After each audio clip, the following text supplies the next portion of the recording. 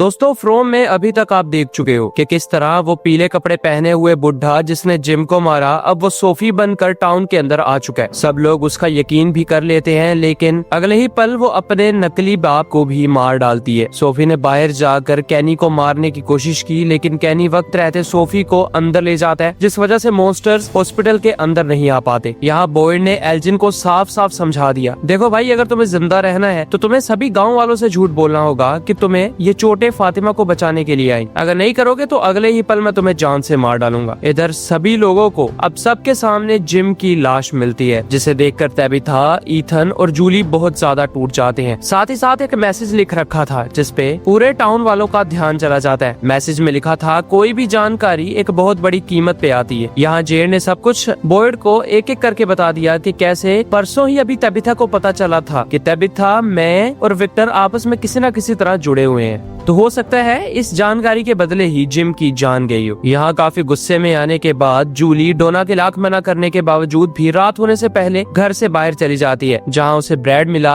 जिसे जूली ने कहा चुपचाप मेरा पीछा करो। इधर हम देखते हैं कैली को, जो हॉस्पिटल के सामने खड़ी हुई एम्बुलेंस के अंदर आकर बैठी, लेकिन तभी वहाँ पर क्रिस्टी और जेना भी आ गए। क्रिस्टी और जेना दोनों ने कैली को एम्बुलेंस से बाहर निकलने का कहा और बोला, देखो पहले ही इसमें फ्यूल बहुत कम है, अगर तुम अपने मजे से बिना किसी इमरजेंसी के एम्बुलेंस को स्टार्ट करती रहोगी और यहाँ वहाँ ड्राइव करोगी तो हमें इस चीज की बहुत भारी कीमत चुकानी पड़ेगी। लेकिन उन दोनों के लाख मना करने के बावजूद भी कैली एम्बुलेंस को हॉस्पिटल से दूर ले जाने लगती है। यहाँ भागते भागते बॉयड और कैनी के पास तुरंत ही जेना आ गई। जेना ने कहा, पता नहीं क्यों अब कैली एम्बुलेंस लेकर, जिसके अंदर क्रिस्टी भी है, वो इस टाउन से बाहर जाने की कोशिश कर रही है। इधर हमारी नजर पड़ती है सोफी पर, जो सेरा के साथ थी। दरअसल वो सोफी का टूटा हुआ चश्मा कैनी की मोम के स्टोर रूम में आकर वहाँ से एक नया चश्मा लेने आए थे। सोफी किसी पर भी जरा सा शक नहीं होने देती कि वो सबसे ज्यादा खतरनाक है। तभी हम देखते हैं टाउन के अंदर, जहाँ पर जेना, बॉयड और कैनी एम्बुलेंस को रोकने की कोशिश करती हैं, मगर कैली किसी की एक नहीं सुनती और बहुत तेजी से टाउन के बीचों बीच में से होते हुए निकल जाती है। यहाँ एम्बुलेंस के अंदर क्रिस्टी लगातार कैली को समझा रही थी, तुम ना तो अपने आप को स्पेशल समझो, ना ही अपने आप को ज्यादा बदकिस्मत, और ना ही अपने आप को नेक समझो, क्योंकि यहाँ पर हर तरह के लोग थे जिन्हें मैंने अपनी आंखों से मरते हुए देखा है। इसके जवाब में कैली कहती है, मुझे उन लोगों के बारे में पता नहीं, लेकिन मैं डिजर्व नहीं करती कि इस तरह की घटिया जगह में मैं कैद होकर रह जाऊं। मैं काफी ज्यादा अच्छी इंसान हूँ, मैंने किसी को भी हर्ट नहीं किया, इसलिए मुझे यहाँ से निकलना चाहिए। मगर क्रिस्टी तुरंत कहने लगी, याद है जब तुम इस टाउन के अंदर आई थी, तुमने गलती से एक औरत पर गोली चला दी थी, तो उसके बारे में तुम्हारा क्या ख्याल है? ये सुनते ही कैली बहुत ज्यादा गुस्से में आ जाती है और अब एम्बुलेंस को पहले से भी तेज कर देती है। यहाँ सीन दोबारा से शिफ्ट होता है ब्रैड और जूली पर, जो जंगल के बीचों बीच आ जाते हैं। ब्रैड ने आखिरकार जूली से पूछ ही लिया, बताओ हम जा कहाँ रहे हैं? जूली कहती है, मुझे लगता है कि मैं अपने डैड को दोबारा वापस ला सकती हूँ। ये सुनते ही ब्रैड तुरंत समझ आता है कि शायद जूली को अपने पिता की मौत का सदमा है, इसीलिए वो इस तरह की ऊट पटांग बातें कर रही है। ब्रैड ने कहा, जूली चुपचाप वापस चलो, क्योंकि कुछ ही देर में शाम हो जाएगी। अगर हम ज्यादा देर यहाँ पर रहे और हमारे साथ कोई अनहोनी घट गई तो हमारी मौत तय समझो। मगर जूली ने कहा, तुम प्लीज उन खंडरों तक, यानी टूट चुकी गुफाओं तक मेरा साथ दो, मैं वहाँ पर जाऊंगी और मैं जैसा कहती हूँ तुम वैसा ही करना। ब्रैड ने यहाँ वहाँ देखा, काफी ज्यादा सोचा भी, मगर आखिरकार वो जूली की मदद करने को मान जाता है। ब्रैड ने कहा, तुम जो कुछ भी करोगी उसे करने से पहले वादा करना कि तुम मुझे और अपने आप को नुकसान नहीं पहुंचाओगी, जिस पर जूली मान जाती है। यहाँ हम देखते हैं तबिथा को, जो चर्च के अंदर आई थी। दरअसल वो अपने पति जिम से मिलने आई होती है, जिसकी डेड बॉडी को देखकर वो बहुत ज्यादा टूट जाती है। तबिथा ने कहा, जिम मुझे माफ कर दो, जब तुम जिंदा थे मैं तुमसे बहुत ज्यादा लड़ती झगड़ती रहती थी, और मेरा यकीन मानो मैं तुमसे बहुत प्यार करती हूँ। तुम्हारे बिना मैं जूली और ईथन की परवरिश किस तरह कर पाऊंगी भला? तुम ही मेरी दुनिया थे, प्लीज मुझे माफ कर दो। यह सीन एक मर्तबा फिर से एम्बुलेंस पर शिफ्ट हुआ, जो अब घूम घुमाते हुए 3 मर्तबा टाउन के अंदर से होकर जाने वाली थी। सामने ही बॉयड, कैनी और डोना खड़े होते हैं। उन सब ने एम्बुलेंस को रोकने की कोशिश की, लेकिन कैली किसी की भी एक नहीं सुनती। डर के मारे बॉयड को रास्ते से दूर होना ही पड़ता है और कैली एक मर्तबा फिर वहाँ से दूर चली जाती है। कैली की इन हरकतों को देखकर बॉयड फाइनली कैनी को बोलता है, जल्दी से टायर पंक्चर करने वाले जाल लाओ और हम उन कीलों को टाउन से जरा हटकर बिछा देंगे। इधर सीन शिफ्ट हुआ विक्टर और उसके पिता डेविड पर। वो दोनों ठीक उसी जगह पर बैठे थे जहाँ पर सबसे पहले जिम की लाश मिली थी। विक्टर लगातार डरे जा रहा होता है, क्योंकि उसे पता था कि अगर वो इस टाउन में से कुछ चीजें निकालने की, यानी टाउन को नुकसान पहुंचाने की कोशिश करेगा, तो टाउन पलक झपकते ही सबको जान से मार डालेगा। इसीलिए तो विक्टर हर टाइम डरा हुआ रहता है। विक्टर ने कहा, मैं इन सब लोगों को किस तरह समझाऊं कि एक मर्तबा जो इस टाउन के अंदर आ गया तो वो इस टाउन की कठपुतली बनकर रह जाता है। मगर डेविड ने अपने बेटे विक्टर को अपने सीने से लगा लिया और विक्टर को शांत करने की कोशिश करने लगा। इधर जूली और ब्रैड अब खंडरों के ठीक बाहर खड़े थे। ब्रैड ने कहा, चलो बताओ अब तुम्हारा प्लान क्या है। जूली कहती है, मैं खंडर के अंदर जाऊंगी। जैसे ही मैं अंदर जाऊंगी तो मुझे दो जगह पर एक साथ होना होगा। तुम्हारे सामने मुझे दौरे पड़ रहे होंगे, लेकिन खंडरों के अंदर मैं टाइम ट्रेवल कर जाऊंगी। मगर ये सब कुछ करने से पहले मैं ये जानना चाहती हूँ कि तुम्हारे साथ भी ये सब ऐसा ही होगा या तुम्हारे साथ कुछ डिफरेंट होगा। इसलिए प्लीज मेरी बात मानो और अंदर चले जाओ। ब्रैड बिना कुछ सोचे समझे ही खंडरों के अंदर पांव रख देता है, लेकिन दोनों ने देखा कि ब्रैड के ऊपर उन खंडरों का बिल्कुल भी असर नहीं हुआ। फिर जूली के कहने पर ब्रैड बाहर आ गया और अब जूली ब्रैड को सब कुछ साफ साफ समझाने लगी। जूली ने कहा, मुझे जितने चाहे उतने दौरे पड़े, लेकिन प्लीज मुझे कुछ टाइम देना। ब्रैड ने कहा, मुझे कैसे पता चलेगा कि तुम्हें किस टाइम बाहर निकालना है। जिस पर जूली कहती है, इतना रिस्क तो हमें लेना ही होगा। ब्रैड ने कहा, ऐसा करने से तुम्हारी जान भी जा सकती है। मगर जूली अब ब्रैड की एक नहीं सुनती और सीधा खंडरों के अंदर चली गई। अंदर जाते ही जैसा जूली ने समझा था बिल्कुल वैसा ही हुआ और जूली के अंदर पांव रखते ही वहाँ पर रात हो जाती है। जूली ने यहाँ वहाँ देखा तो उसे समझ में आ गया कि जूली रात होने पर अभी भी जंगलों में ही है। तुरंत ही जूली की नजर यहाँ वहाँ जंगलों से निकलते हुए मॉन्स्टर्स पर पड़ती है। इतना ही नहीं, वो सभी मॉन्स्टर्स लाइन बनाकर एक जगह पर जा रहे होते हैं। जब जूली जरा सा आगे गई तो वो ये देख हक्की बक्की रह गई, क्योंकि जूली की नजर पड़ती है उनकी आरवी पर, जिसके अंदर से डोना, बॉयड और जिम बड़ी तेजी से बाहर निकल रहे थे। दोस्तों, ये वही सीन था जिस सीन में ब्रैड ने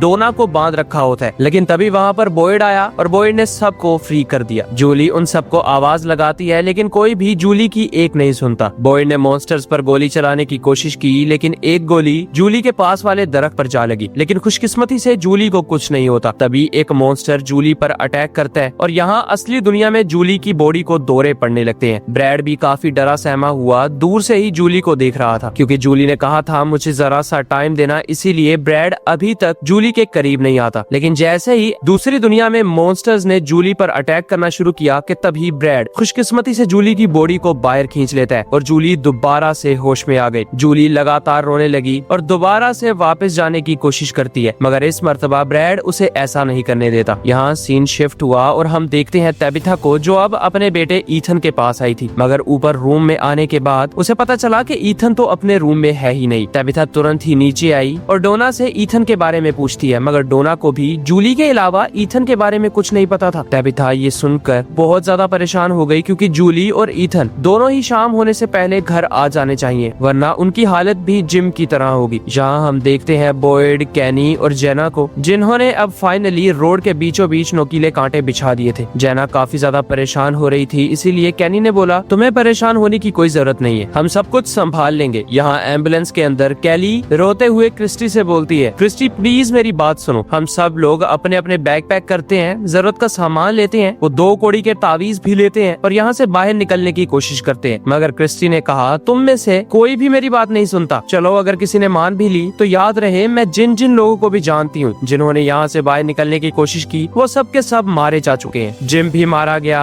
कैनी ने बाहर निकलने की कोशिश की तो उसके माँ बाप मारे गए। और तुम्हें क्या लगता है हम यहाँ पे रहकर खुश हैं? ऐसा नहीं है, तुम खुद एक पुलिस वाली हो और ऐसा करने के बाद तुम हमारी मुश्किल को और भी ज्यादा बढ़ा दोगी। तभी चलते चलते उन्हें ईथन नजर आता है, जो अपना बैग पैक करके रोड पर से जा रहा था। ईथन को भी पता चल गया कि पीछे उसके एम्बुलेंस आ रही है, इसीलिए ईथन तुरंत ही नीचे छुप जाता है। क्रिस्टी ने बहुत रोका कि एक मर्तबा उसे ईथन को गाड़ी के अंदर लेने दो, मगर कैली उसकी एक नहीं सुनती और फिर काफी तेजी से आगे आने लगती है। उसकी स्पीड बहुत ज्यादा तेज थी, इसीलिए उन्हें बिल्कुल भी नहीं पता चला कि कब वो नोकीले कीलों पर एम्बुलेंस को चढ़ा देते हैं, जिस वजह से एम्बुलेंस एक जगह पर जाकर रुक गई और अगले ही पल बॉयड ने कैली को बाहर निकाल लिया। बॉयड कैली पर बहुत ज्यादा गुस्सा था और उसके पीछे हाथों पर हथकड़ियां लगा देता है। मगर तभी क्रिस्टी ने बताया कि हमने कुछ ही दूर पहले ईथन को जाते हुए देखा था, इससे पहले कि देर हो जाए जल्दी से ईथन की मदद करने को जाओ। यहाँ हम देखते हैं ईथन को, जो अपने बाप की आरवी में आया था। उसने ठीक वही रेडियो उठाया जिस रेडियो को टूटे हुए अरसा हो गया, लेकिन पहले भी इस रेडियो में से अजीब तरह के मैसेजेस आ रहे थे। वो जैसे ही बैग पैक करके बाहर जाने लगता है कि तभी उसे बाहर जंगल में बैठा हुआ जिम दिखाई दिया। जिम को भी ईथन के आने का एहसास हो गया, इसीलिए जिम ने तुरंत ही ईथन को अपने पास बुलाया। ईथन दौड़ता हुआ अपने पिता के गले लग जाता है और याद रहे ये कोई हेलुसिनेशन यानी वहम नहीं था, जिम यहाँ पर सच में मौजूद है। इस चीज के बारे में कि जिम यहाँ पर किस तरह आया, ये राज हमें आगे चल के पता चलने वाला है। ईथन अपने पिता से कहता है, डैड बताइए आपके साथ उस रात हुआ क्या था। मैं जानता था कि आप बिल्कुल सही हो, इसीलिए प्लीज आप मेरे साथ टाउन में चलो। मॉम आपके जाने के बाद बहुत ज्यादा दुखी हो चुकी है, हमें आपकी जरूरत है। लेकिन जिम ने बोला, बेटा मेरे पास बहुत थोड़ा समय है, पता नहीं मैं अगली बार कहाँ चले जाऊँ, क्योंकि इस मर्तबा भी मैं बड़ी किस्मत से तुम्हारे साथ मिला हूँ। दोस्तों एक और बात क्लियर हो गई कि जिम भी अपनी बेटी जूली की तरह स्टोरी वॉकर है, यानी कि टाइम में ट्रेवल कर सकता है, मगर टाइम ट्रेवल पर उसका अभी काबू नहीं है। एक और चीज नोटिस करने वाली ये थी कि जिम के माथे पर छोटी सी चोट का निशान है, और ये सारे राज भी हमें आगे चल के पता चलने वाले हैं। जिम अगले ही पल अपने बेटे ईथन के पास बैठकर कहता है, देखो ईथन, जिस रात हम इस आरवी के अंदर सबसे पहली मर्तबा टाउन में आए थे और तुम्हारे पाँव पर बहुत बड़ी चोट लग चुकी थी, तो उस रात जो तुमने सपना देखा था उसमें क्या देखा था? ईथन कहता है, मैंने आंसुओं की एक बहुत बड़ी नदी देखी। जिम ने कहा, बहुत अच्छे बेटा, बस तुम्हें मेरा एक छोटा सा काम करना होगा, तुम्हें मेरे लिए उन आंसुओं की नदी को ढूंढना है, चाहे तुम्हें कितना भी टाइम लगे, तुम्हें ऐसा करना ही होगा। जैसे जैसे जिम ईथन से बात करते जाता वैसे वैसे वो जंगल की ओर देखते जाता, मानो जैसे जिम को किसी चीज से डर हो। और बातों ही बातों में वो ईथन को कहता है, प्लीज बेटे, मैं तुमसे मिला था, इसके बारे में किसी को मत बताना, अपनी मॉम को तो बिल्कुल भी नहीं, वरना वो तुम्हें पागल समझेंगे। इतने में ही जंगल के अंदर से बॉयड की आवाज आती है, जिसे देखने के लिए ईथन जैसे ही पीछे मुड़ा कि तभी यहाँ जिम एक मर्तबा फिर से गायब हो जाता है। ईथन ने अपने पिता को आवाजें लगानी शुरू कर दी, लेकिन तभी वहाँ पर तैबिथा आ गई, जिसने आते ही अपने बेटे को गले से लगा लिया। ईथन अपनी मॉम के गले लगकर रोने लगता है और उसकी माँ भी बहुत ज्यादा दुखी हो गई। इसी के साथ ये पार्ट यही खत्म हो जाता है। थैंक्स फॉर योर टाइम दोस्तों।